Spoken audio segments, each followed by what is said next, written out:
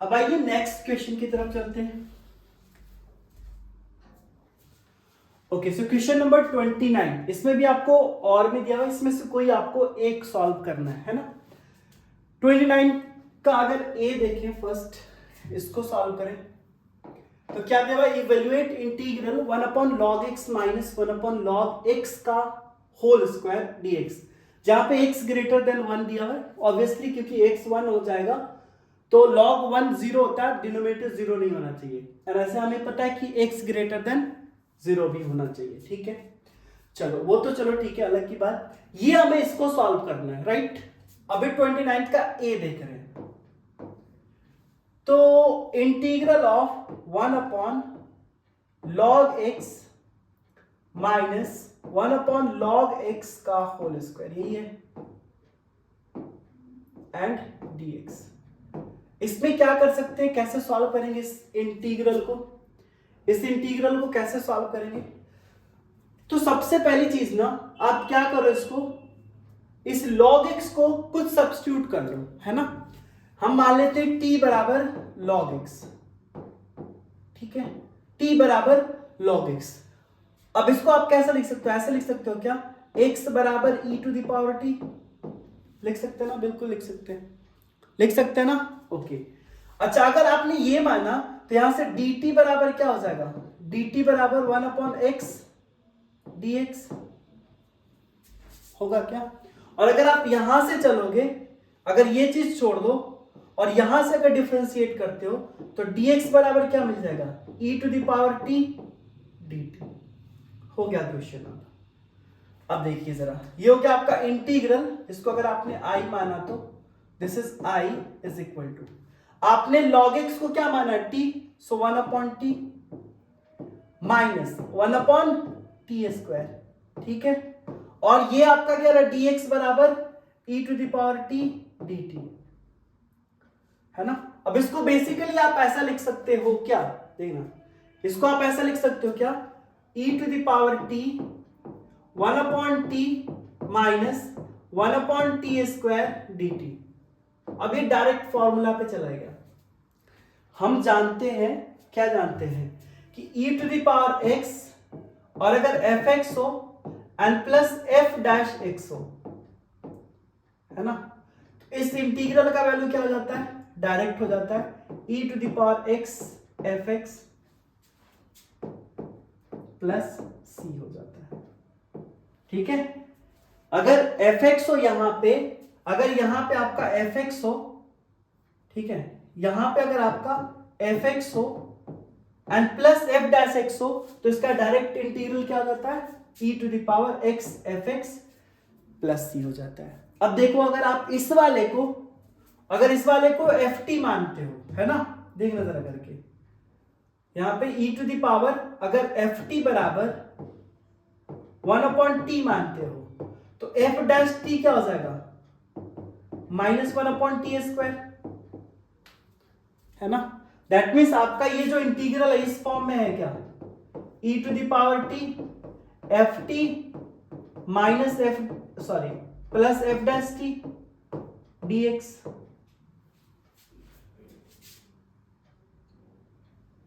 dt, है ना।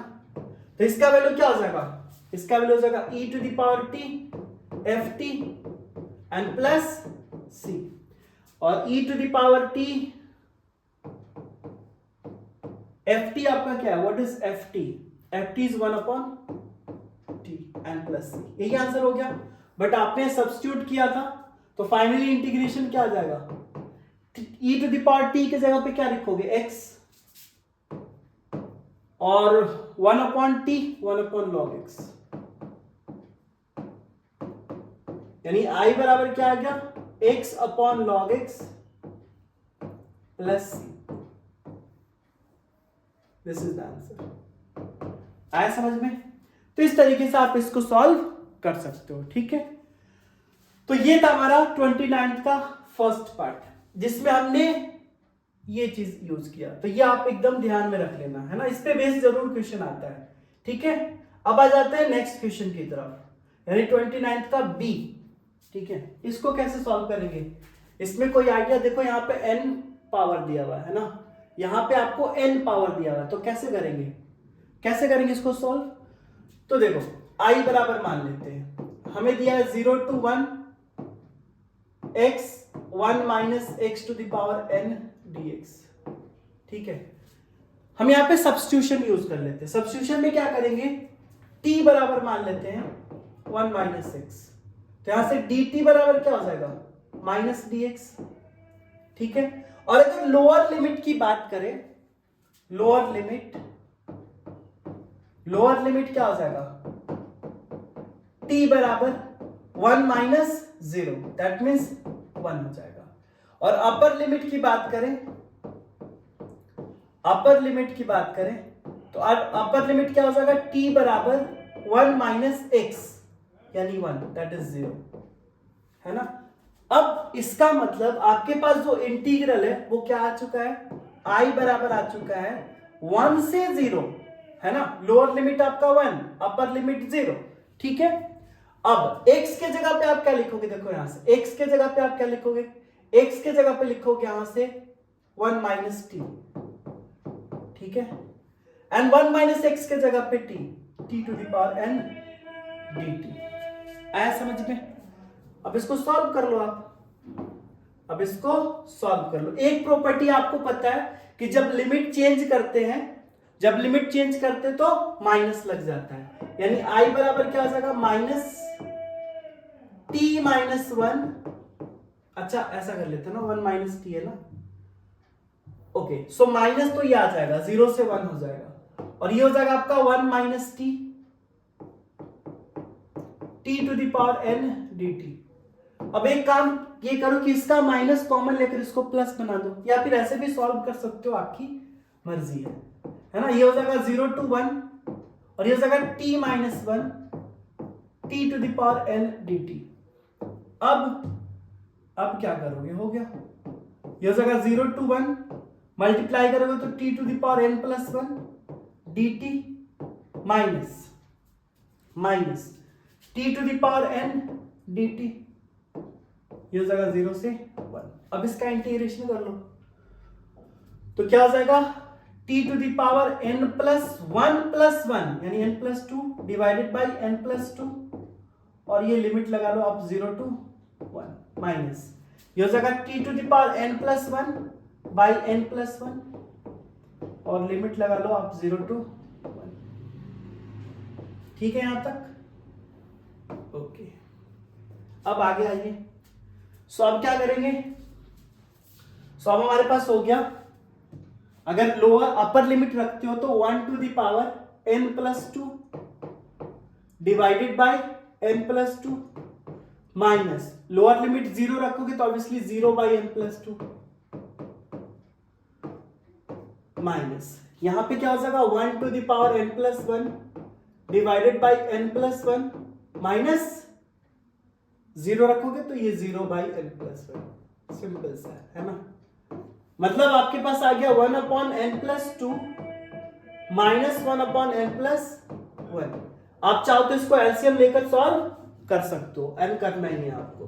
सो क्या हो जाएगा, ये n प्लस 2 n प्लस 1, यहां से आ जाएगा n plus 1 minus n minus 2, that means minus 1 upon n plus 1 into n plus 2. So this is the final answer. आया समझ में?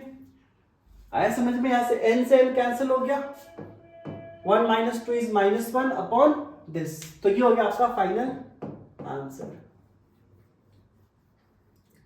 इसमें कोई दिक्कत, कोई डाउट हो तो देख लीजिए, सिंपल सा है ना। जो अगर जैसे मान लो इस तरह के इंटीग्रेशन में हम क्या देखते हैं कि अगर स्क्वायर रूट के अंदर कोई टर्म हो, या फिर कुछ nth पावर दे दिया हो, सपोज 1 अपॉन n दे देता, या रूट 1 माइनस एक्स दे देता, तो जो रूट वाला अंदर है ना उसी को हम मान लेते हैं t। सब्स्टिट्यूशन में यही देखते हैं, एंगल के अंदर है उसको मान लेंगे, रूट के अंदर है उसको मान लेंगे, कुछ nth पावर पे उसको मान लेंगे, है ना। यही चीज तो करते हैं सब्स्टिट्यूशन में, है ना। चलिए अब जरा नेक्स्ट क्वेश्चन की तरफ बढ़ा जाए। ओके, सो क्वेश्चन आपके पास, consider the following linear programming problem minimize z is equal to x plus 2y subject to 2x plus y greater than equal to 3, x plus 2y greater than equal to 6 and x plus y greater than equal to 0. Show graphically that the minimum of z occurs at more than 2 points. अच्छा, मतलब 2 point से ज्यादा जगह पे यहाँ पे minimum अगर होगा, ये आपको प्रूव करना है. ओके, सो बेसिकली ये चीज आपको पता होना चाहिए. ये वाला इसको आपको मिनिमाइज करना है तो इसको हम क्या बोलते हैं, दिस इज ऑब्जेक्टिव फंक्शन. ये आप ध्यान रखना, कभी कभी ऐसा क्वेश्चन भी पूछ देते हैं, दिस इज ऑब्जेक्टिव फंक्शन, है ना, ये ऑब्जेक्टिव है. एंड इसको क्या बोलते हैं, दीज आर कॉन्स्टेंट्स. इसको क्या बोलते हैं, कॉन्स्टेंट्स होते हैं ये. ठीक है, कॉन्स्टेंट्स. ओके, अब आ जाइए. अब हमें इसको सॉल्व कर रहे हैं ना, तो सबसे पहला काम होगा हमारा ग्राफ प्लॉट करना. सबसे पहला काम होगा ग्राफ प्लॉट करना. एक बार इसको, क्योंकि हमें इक्वेशन चाहिए ना, ये चाहिए, इतना कर लेते हैं. ठीक है, ग्राफ प्लॉट करना तो ऑब्वियसली हमें क्या चाहिए, एक्सिस चाहिए, है ना, कोऑर्डिनेट एक्सिस चाहिए. तो हम लाइन ले लेते हैं यहां से, या बेटर होगा ज्योमेट्री शेप के अंदर लाइन ले लेते हैं. सो दिस वन, ये हो गया हमारे पास वाई एक्सिस, है ना, इसको ले लेते हैं ब्लैक कलर. ठीक है, अब इसी तरह से एक्स एक्सिस ले लेते हैं. This is the X axis. आ गया हमारे पास, ये हो गया आपका एक्स एक्सिस. मार्क कर लेते हैं, this is x, x dash, y, y dash, है ना, एंड दिस इज ओरिजिन. अब सबसे पहले इस लाइन को, सबसे पहले हमारे पास क्या है, 2x plus y greater than equal to 3. तो हम इक्वालिटी लेकर एक बार लाइन बना लेते हैं, इक्वल 3. इसके लिए एक टेबल बना लो छोटा सा. उस टेबल में हमने क्या करना है, पॉइंट रखना है. 2 पॉइंट चाहिए, मिनिमम में 2 पॉइंट चाहिए, क्योंकि 2 पॉइंट से ही एक फिक्स लाइन क्रॉस करेगा. 1 पॉइंट से तो इनफिनिट जा सकता है, तो 2 पॉइंट चाहिए. तो हमने x एंड y रखा. ठीक है, अगर x 0 रखते हो तो y क्या मिलेगा, 3 मिलेगा. और y 0 रखते हो, तो x बराबर 3/2, दैट मीन्स 1.5 मिल जाएगा. ठीक है, चलिए. अब इसके बाद एक और लाइन है, देखो जरा, एक और लाइन हमारे पास, x plus 2y is equal to 6 है. इसके लिए भी एक टेबल बना लो. तो क्या हो जाएगा हमारे पास, x y.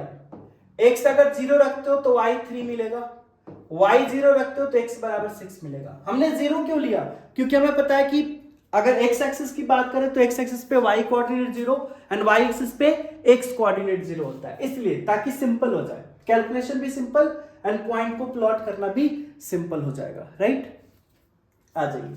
इन दोनों लाइन को पहले हम प्लॉट करते हैं. ठीक है, ओके. तो सबसे पहला लाइन है 0,3. सपोज करो हमने मार्क कर लिया सम पॉइंट, टोटल जा रहा है 6 तक, है ना. ओके, तो सबसे पहला पॉइंट है आपका 0,3. 0,3, x0 y3, मतलब 1 2 3 ये पॉइंट. और एक पॉइंट है आपके पास 1.5,0, यानी 1.5 समहाउ यहां पे, है ना, समहाउ यहां पे. अब यहां से आपको लाइन बनाना है. ठीक है, यहां से आपको लाइन बनाना है, तो बना लो. ये हो जाएगा हमारा लाइन, बट ये पास करना चाहिए इससे एंड इस पॉइंट से. ठीक है, ये हो गया हमारा लाइन. क्लियर है. ये कौन सा लाइन हो गया, 2x प्लस वाई. देखना जरा, ये लाइन हो गया आपका, दिस लाइन इज बेसिकली,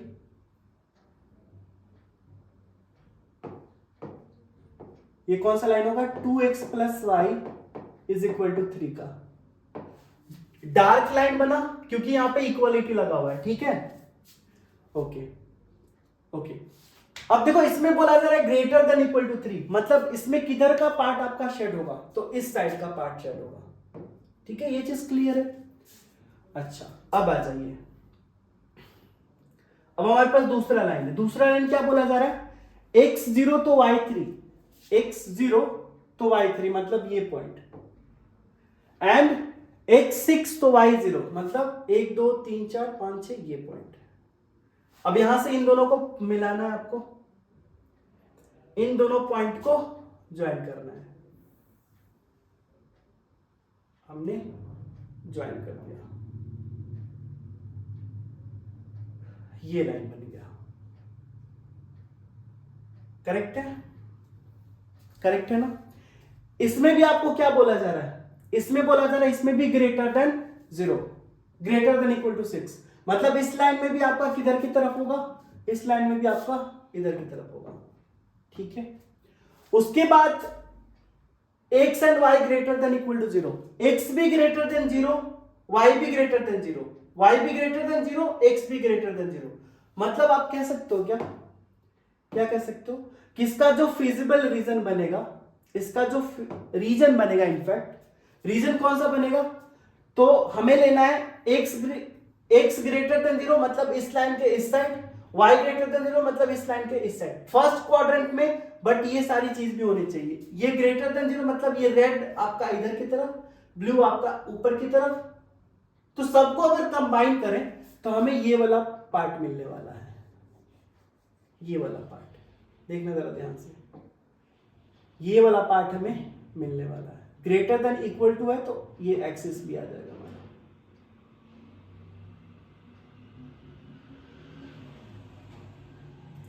ठीक है, इसके ऊपर ये वाला पार्ट हमें मिलने वाला, ये हो गया हमारा रीजन। ऑफ कोर्स ये बाउंडेड नहीं है ना, ये बाउंडेड नहीं है। अब जरा आ जाते हैं, ओके ये हो गया। तो आप सबसे पहले फाइंड आउट कर लो यहाँ पे कॉर्नर पॉइंट कौन कौन सा आ रहा है, ये इसके ऊपर ही रहेगा, ये इसके ऊपर ही जाएगा और इधर ही रहेगा, मतलब ये सारा इधर आप कह सकते हो। ठीक है, आपके पास स्पेस इतना ही है, ये बना लेते हैं। ठीक है, ये आपका हो गया रीजन। क्लियर है, कोई दिक्कत नहीं। चलिए अब आ जाते हैं वापस क्वेश्चन पे। अब देखो आपको किसको मिनिमाइज, अब ऑफ कोर्स अगर कॉर्नर पॉइंट की बात करें तो एक हमारे पास कॉर्नर पॉइंट ये है एंड दिस इज बेसिकली 6,0 और एक कॉर्नर पॉइंट ये है एंड ये क्या है 0, 0,3।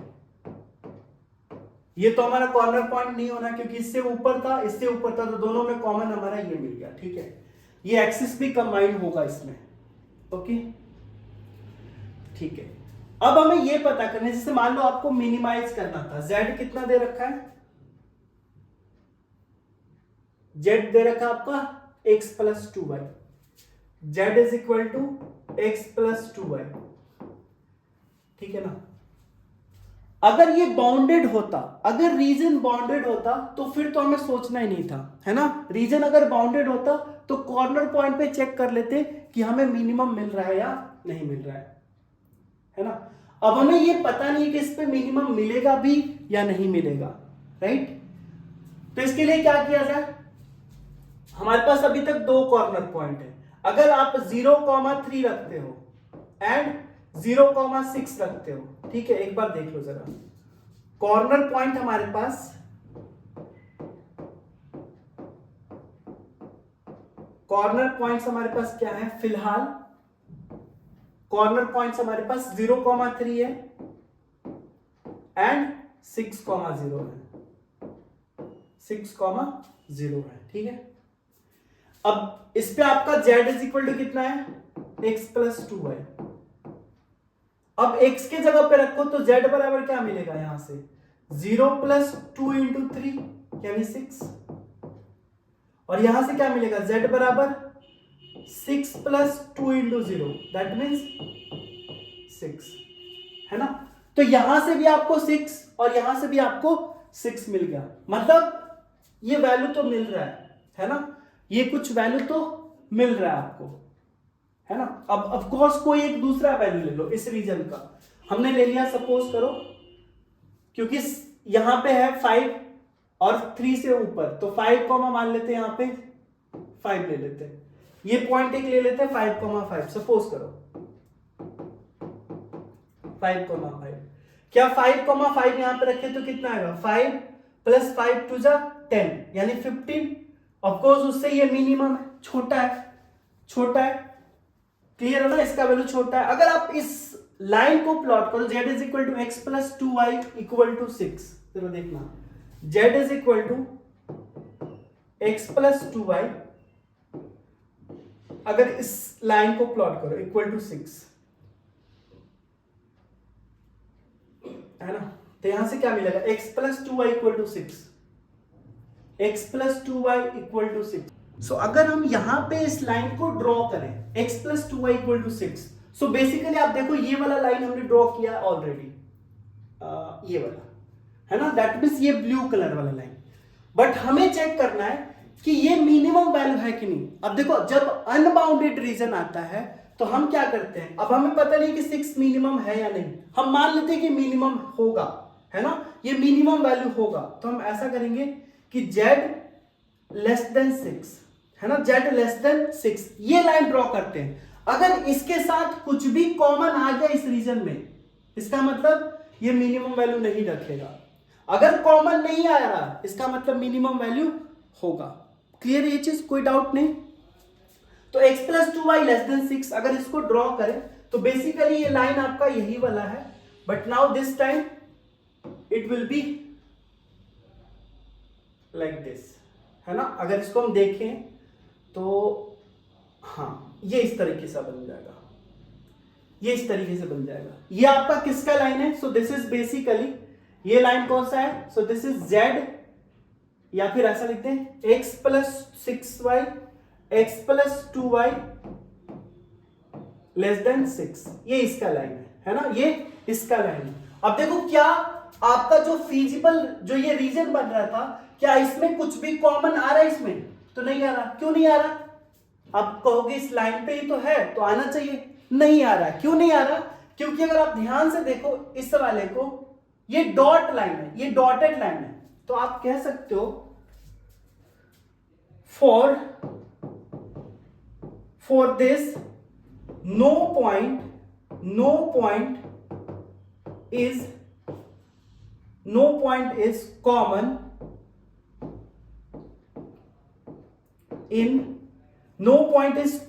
in our unbounded region, है ना। आपका बाउंड्री रीजन तो ये अनबाउंडेड रीजन है, और इसके द्वारा क्या जाएगा, ये < 6 है, मतलब इस लाइन के लिए जो शेडेड पार्ट होगा वो इधर साइड होगा, वो इस साइड हो जाएगा, इस लाइन के द्वारा शेडेड पार्ट, है ना। क्या कुछ भी कॉमन आ रहा है, बस कंफ्यूजन था इस लाइन का, बस कंफ्यूजन क्या था इस लाइन का। बट ये लाइन भी डॉटेड है, और अगर डॉटेड लाइन है तो ऑब्वियसली इंक्लूड नहीं करेगा, है ना। तो हमने ये देखा कि for x + 2y < 6 no point is common in our unbounded region. तो अनबाउंडेड रीजन में कोई भी पॉइंट कॉमन ही नहीं आ रहा है, इसका मतलब ये मिनिमम होगा। अब ये मिनिमम है तो क्या ये दो ही मिनिमम होगा, क्या ये दो ही पॉइंट पे मिनिमम होगा, तो आप चेक कर सकते हो, क्योंकि अब आपका x + 2y ऑलरेडी दिया हुआ है। देखो ये x + 2y = 6, तो पॉइंट अगर इस लाइन पे अगर आप कोई भी पॉइंट लेते हो, लेट्स से आप ये पॉइंट लो, ये पॉइंट लो, ये पॉइंट लो, ये पॉइंट लो, कहीं सा कोई सा भी पॉइंट लो, यहां पे कोई सा फ्रैक्शन में या डेसिमल में जैसा लेना है, कोई सा भी पॉइंट लोगे आपको ऑलवेज वैल्यू क्या मिलेगा, 6 मिलेगा, क्योंकि आपको ये लाइन ही है x + 2y = 6। तो यहां पे x कुछ रख दो, सपोज x1 रख दिया, तो आप सॉल्व कर लो। 6 = 1 + 2y यानी y = 5/2। तो अगर आप 1,5/2 भी लेते हो, 1,5/2 भी लेते हो, इस पॉइंट में भी आपको 6 मिलेगा, राइट, इस पॉइंट में भी आपको 6 मिलेगा। तो आप कह सकते हो कि yes there will be infinitely many minimum value, है ना, बहुत सारा हो सकता है। अगर एक देखो इंटरेस्टिंग क्वेश्चन हो सकता था, पूछ देता फाइंड द इंटीग्रल पॉइंट, तो आप हर एक इंटीजर पे चेक करते कि क्या ऐसा में और भी इंटीग्रल पॉइंट मिल रहा है, बट यहाँ पे कुछ नहीं है, बहुत सारा पॉइंट होगा जिस पे वैल्यू आपका 6 मिलेगा। तो केवल ये दोनों नहीं है, इसके अलावा इस लाइन पे यहां से लेकर यहां तक इस लाइन पे जितना भी वैल्यू होगा ना, जितना भी पॉइंट होगा, हर जगह पे आपको मिनिमम वैल्यू मिलने वाला है। आया समझ में? तो ये था आपको ये क्वेश्चन। ठीक है, अब आगे चला जाए। ठीक है, next question. Okay, so next question हमारा आ गया प्रोबेबिलिटी का क्वेश्चन, 31 का ए। 31 का क्या बोला जा रहा है? ए, इसमें बोला जा रहा है the probability that it rains today, the probability that it rains today. देखो प्रोबेबिलिटी का कभी भी क्वेश्चन हो ना, तो जो भी पॉइंट्स दिया हुआ है ना, आप वो कहीं लिखते चलना रख में, राइट। सो बेसिकली क्या दिया हुआ, हम यहीं पे मार्क कर लेते हैं। The probability that it rains today, मतलब आज बारिश होने की संभावना दी हुई है 0.4। ये कब? जब आज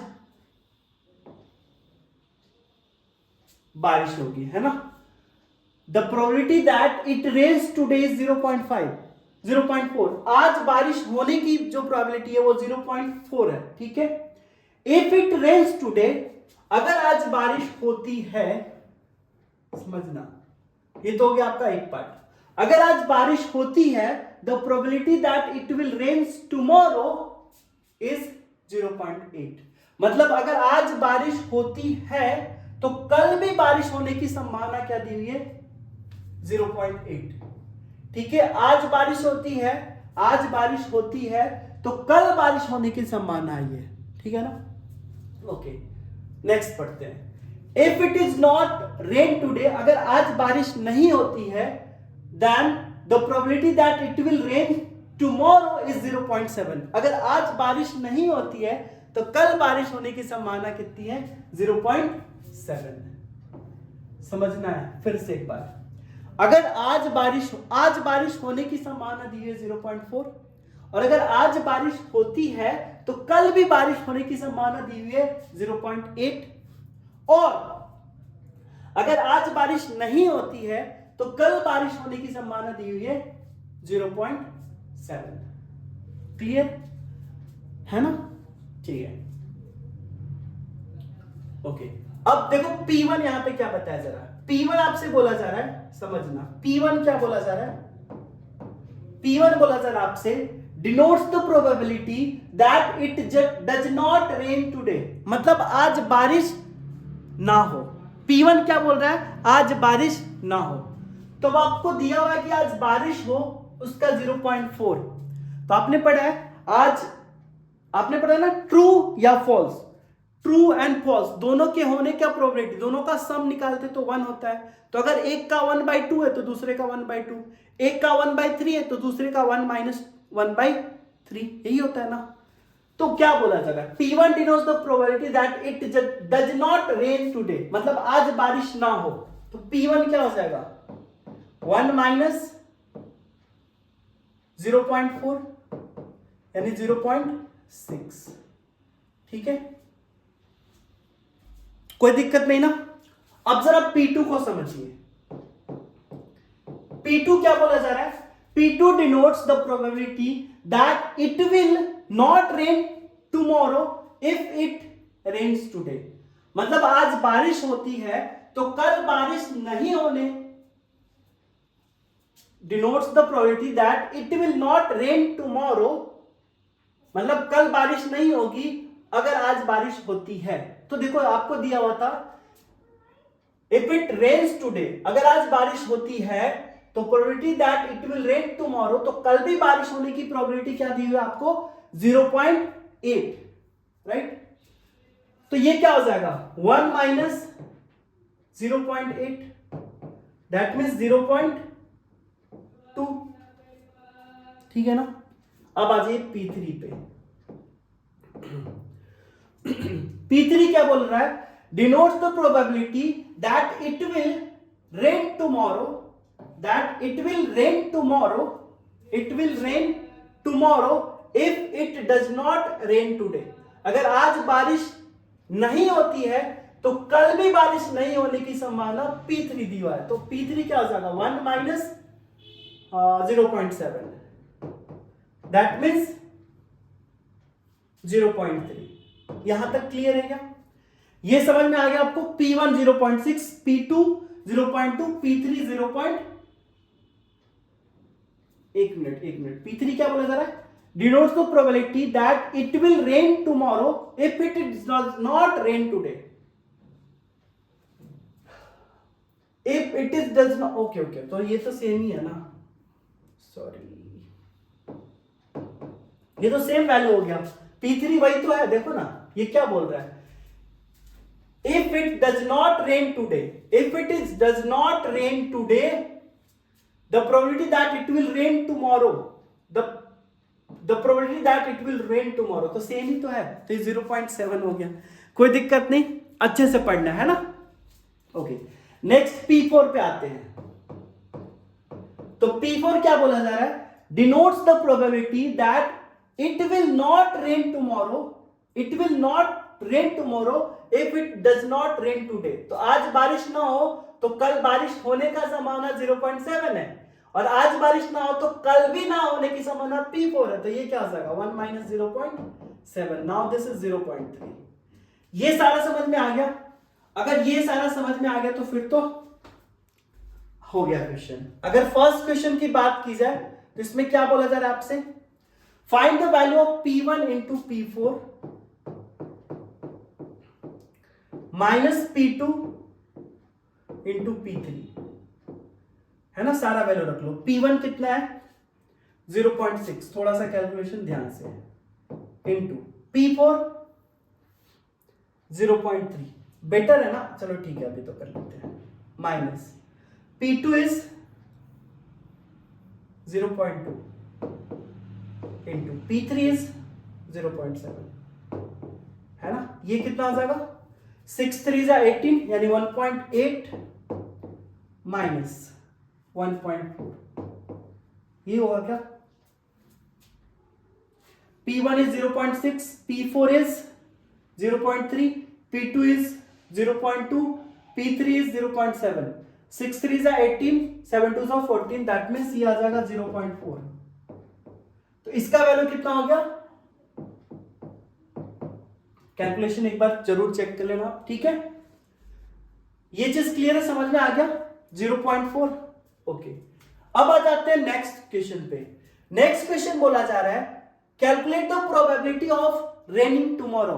कल होने की प्रोबेबिलिटी क्या है, ये आपको कैलकुलेट करना है।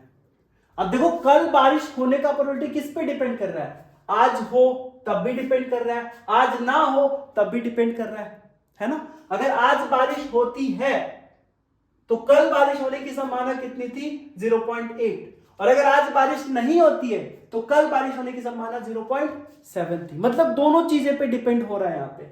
ये पहले आप देख लो, ये सारा चीज सही है। एक बार वीडियो को रोक लो एंड समझने की कोशिश करो, क्या ये सारी चीजें सही है? ठीक है, ओके। अब आ जाइए इस क्वेश्चन को सॉल्व करते हैं, नेक्स्ट वाले को। नेक्स्ट वाले थोड़ा सा ध्यान मिले, ध्यान से, ये सारा वैल्यू तो जरूरत पड़ेगा ना, ठीक है, चलो कोई नहीं। अब सेकेंड क्वेश्चन के लिए हम ऐसा मान लेते हैं, लेट, अब इन सारे डेटा को हम भूल जाते हैं ना, कंफ्यूजन होगा। लेट ए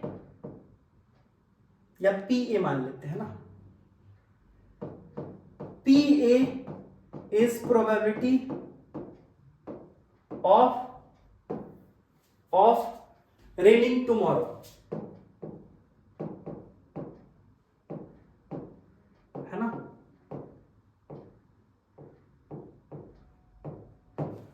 कल बारिश होने की प्रोबेबिलिटी हमने मान ली पी ए, राइट। और ये मान लेते हैं कि E1 जो है आपका, एंड E1 मान लेते हैं इट रेन्स टुडे, है ना, आज बारिश होने की। और E2 मान लेते हैं it does not rains today. समझना है ना। E1 हमने क्या मान लिया कि आज बारिश हो, है ना, और E2 क्या मान लिया हमने, आज बारिश नहीं हो। क्योंकि आप देखो जो क्वेश्चन में देखोगे तो हमारा आज बारिश हो या ना हो दोनों पे डिपेंड कर रहा है ना, दोनों पे डिपेंड कर रहा है, ठीक है ना। अब जरा देखो, आपने पढ़ा होगा conditional probability. Conditional probability P A by B, इसको हम क्या समझते हैं कि जब इवेंट आपका बी हो गया है तो ए के होने की क्या संभावना है। जब आपका बी हो चुका है तो ए के होने की प्रोबेबिलिटी क्या है ना। यानी जो डिनोमिनेटर में वो हो चुका है तो ए होने की प्रोबेबिलिटी क्या है। तो अगर हम ऐसा लिखें, जरा बताना, अगर हम ऐसा लिखें P A अपॉन E1 क्या है कि अगर बारिश आज हो रही है तो कल बारिश होने की संभावना, अगर आज बारिश हो रही है, if it rains today the probability that it will rain tomorrow is 0.8। ये 0.8 है क्या, देखिए जरा, हमने क्या बताया, अगर P A बाई B है, ध्यान रखना कंडीशनल प्रोबेबिलिटी, तो B हो जाए उसके बाद A के होने की प्रोबेबिलिटी, तो यहां पे E1 हो चुका है यानी आज बारिश हो चुकी है, तो जब बारिश आज हो चुकी है तो कल होने की संभावना कितनी है 0.8, तो आपने 0.8 ये लिख दिया, राइट। इसी तरह से अगर मैं ये निकालना चाहूं PA अपॉन E2, इसको जस्ट समझना है, क्वेश्चन बहुत सिंपल है ना। बेसिकली हम ये जो भी डेटा है ना, इससे हम डेटा ही फिगर आउट नहीं कर पाते हैं, इसलिए क्वेश्चन टफ हो जाता है। देखो ये हमने इजीली बना लिया, इसमें आप PA बाई E2 हमें निकालना है PA, राइट ना। PA बाई E2 मतलब जब E2 हो चुका है तो A के होने की संभावना, E2 क्या है, आज बारिश नहीं होगी, तो जब आज बारिश नहीं होगी तो कल बारिश होने की संभावना कितनी है, क्योंकि ये तो वही है कि बारिश कल होनी चाहिए, तो आज बारिश नहीं हो तो कल होने की संभावना, if it does not rain today the probability that it will rain tomorrow is 0.7।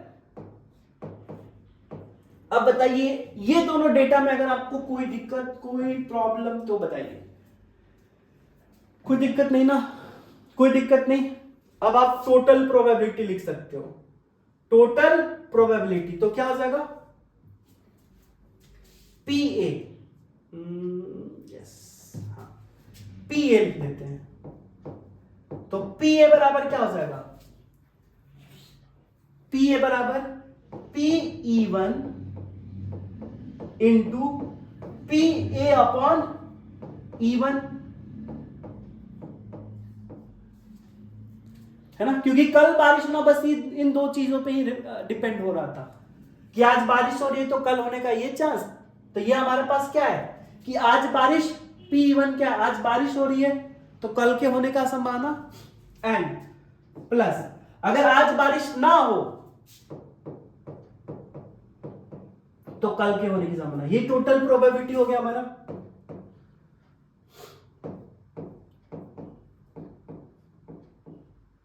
ये चीज क्लियर है, PE1 into PA by E1 plus PE2 into PA by E2। अब यहां पे आपको सारा वैल्यू दिया हुआ है ना, PE1 आपको पता है, PA बाई E1 पता है, PE2 पता है, PA बाई E2 पता है ना, ठीक है। जरा देखो PE1 कितना दिया हुआ, आज बारिश होने की संभावना 0.4, एंड ये क्या है P upon E 0.8 plus E2 मतलब आज बारिश नहीं हो, आज बारिश नहीं हो तो आज बारिश होने की संभावना ये है, तो नहीं होना मतलब 0.6, हाँ 0.6 इंटू A बाई E2 ये कितना 0.7। ये चीज क्लियर है क्या, ये चीज क्लियर है, सही है ना। 0.4 इंटू 0.8 प्लस 0.6 इंटू 0.7, राइट। हमने लगता है इस वाले में कैलकुलेशन कुछ गलत किया था क्या, यस, हमने गलत किया था इस वाले क्वेश्चन में ना। थोड़ा कैलकुलेशन ध्यान देना, हमने मल्टीप्लाई किया था basically P1 into P4, right. P1 हमारे पास कितना आया था, P1 आया था हमारे पास, denotes the probability that it does not rain today. पहले इसको कर लेते हैं, इसको करोगे तो कितना आ जाएगा, 8 3 32 एंड 32 बाई 100 है ना, तो 0.32 होगा, और हमने उसमें 0.18 कर लिया था, कोई बात नहीं, कर लेते उसको, प्लस ये कितना आ जाएगा 0.24 सॉरी 42 है ना, 0.42। क्लियर है। इसको अगर ऐड करते हो तो क्या हो जाएगा 0.74 ना, 0.74। This will be the answer. यानी कल बारिश होने की संभावना कितनी है, 0.74। इसकी प्रोबेबिलिटी इतनी है ना। इस वाले को जरा एक बार देख लेते हैं। इस वाले में हमने बेसिकली किया था P1 है ना, P1, तो P1 का वैल्यू क्या आया था हमारे पास, P1 does not rain today यानी 0.6 इंटू P4 हमारे पास क्या था 0.3 माइनस P2 कितना था, P2 denotes the probability that it will not rain tomorrow है ना, not tomorrow, तो इसका कितना था 0.2 इंटू P4 हमारे पास कितना था, denotes the probability that it will not rain tomorrow, so 0.7 minus 0.3 P3 ना, सॉरी P2 हमारे पास आ गया, P3 कितना, denotes the probability that यानी 0.7, ठीक है। और यहां से क्या हो जाएगा 0.18 है ना, माइनस ये हो जाएगा 0.14, ये होगा क्या 0.18 माइनस 0.14 दैट मींस 0.04। ये ऐसा है ना 6/10 इंटू 3/10, तो 18/100 हुआ, तो ये क्या हो जाएगा 0.18 है ना, 0.18। तो 0.18 में से आप 0.14 सब्ट्रैक्ट करोगे तो कितना हो जाएगा 0.04, करेक्ट है ना, कोई दिक्कत, तो थोड़ा सा कैलकुलेशन करेक्ट कर लो आप, है ना। This is the final answer. हमने वहां पे 1.8 ले लिया था, 1.4 ले लिया था, 1.8 1.4, तो इसका आंसर 0.4 हो रहा था, जो कि गलत है ना। थोड़ा सा कैलकुलेशन चेंज कर लेना, ठीक है।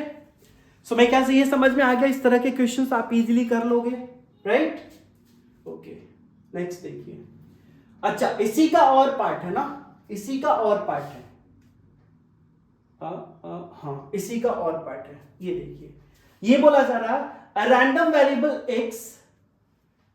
x can take all non-negative integral values and the probability that x takes the value r is proportional to 5 to the power minus r. Find px less than 3. Okay, so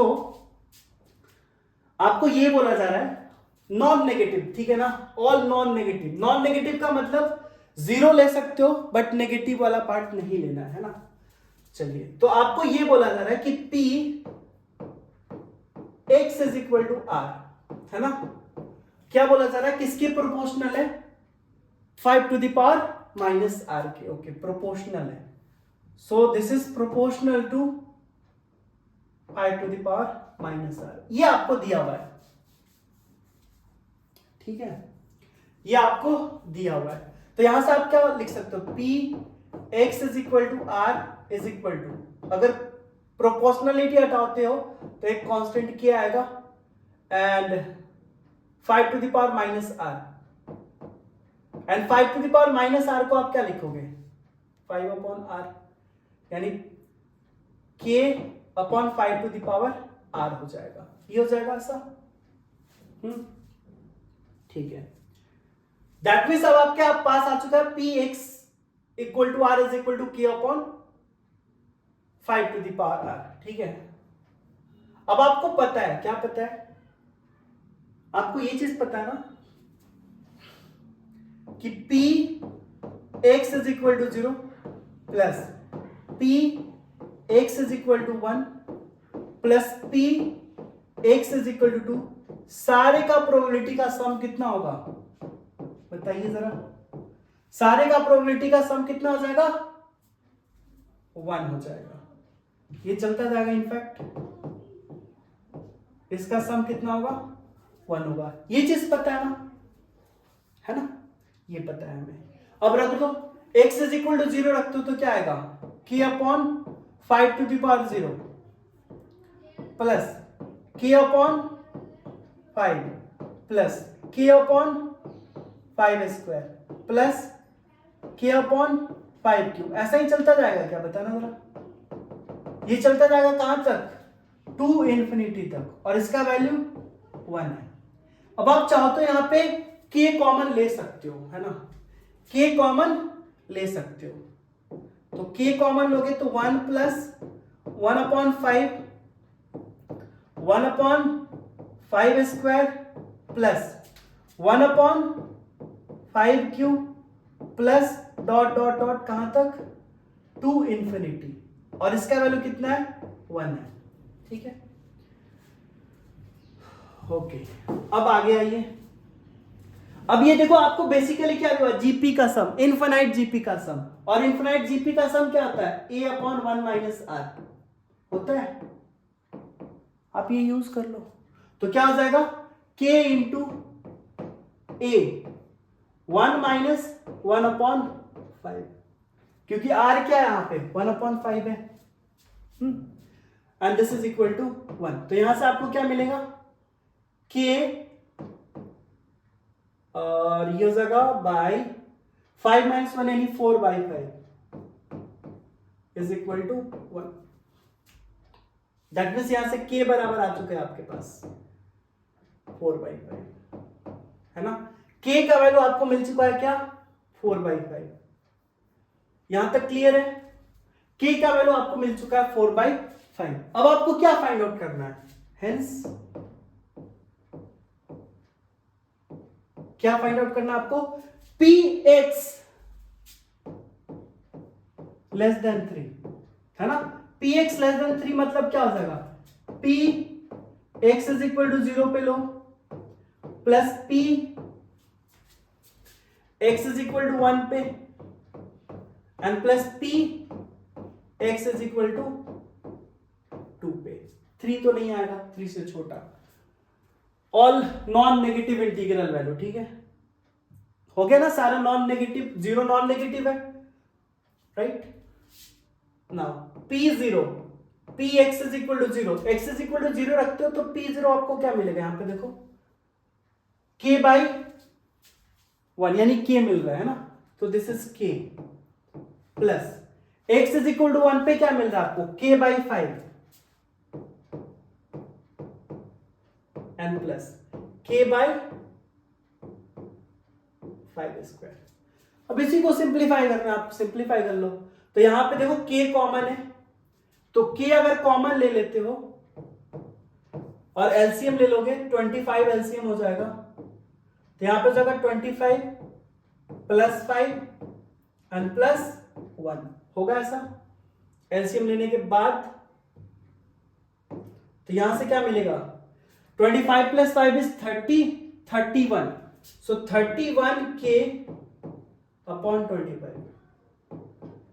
अगर k का value आप नहीं निकाले होते तो ये होता, but k तो चाहिए ना, k का वैल्यू रख दो यहां पे, तो क्या हो जाएगा अल्टीमेटली, सो अल्टीमेटली हमारे पास p x लेस देन 3 कितना वैल्यू आ गया, so this is equal to 31 upon 25 into k का वैल्यू कितना है 4 बाई 5, मतलब इस जगह 124 डिवाइडेड बाई 125, मतलब p x लेस देन 3 का वैल्यू क्या आ गया 124 divided by 1 to 5. Correct? So this is the final answer. आया समझ में? आया समझ में? तो इस तरह के क्वेश्चंस को आप ऐसे सॉल्व कर सकते हो. क्लियर है?